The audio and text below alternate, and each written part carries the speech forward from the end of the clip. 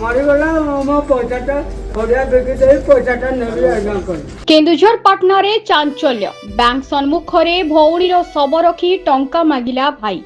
एभली चांचल्यकर घटना घटिछि Patna block मलिपसी bank सामनारे शव रखी टंका मागिले वृद्ध व्यक्ति। मलिपसी अंचल एक अभावनीय तथा आश्चर्यजनक घटना देखा मिली। जड़े व्यक्ति जड़े मृतदेह को बैंक सामना को आनी टंका दाबी करने खबर एबे चर्चार विषय पलटिछि।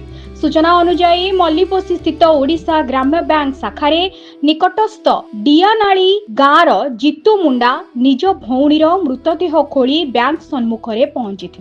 जितू मुंडा भौणी कालामुंडा नारे थिबा 19,300 टंकार जमाराशि पाइबा पई से परी चरम पदक्षेप नैथिबा प्राथमिक भावे जना पड़िछे। घटनास्थल रे लोकंक प्रबल भिड़ जमीबा सह किछि समय पई उत्तेजना प्रकाश पाइथिला। सूचना अनुसार भौणी कालामुंडा किछि दिन तळे मृत्यु होइथिला। तांक नारे बैंक रे टंका जमा थिबारु एभली परिस्थिति उपजिथिला। परे बैंक कर्तृपक्ष पुलिस को खबर देबा परे मृतदेह को नै पुनर्बार पोती दिया जाइथिला।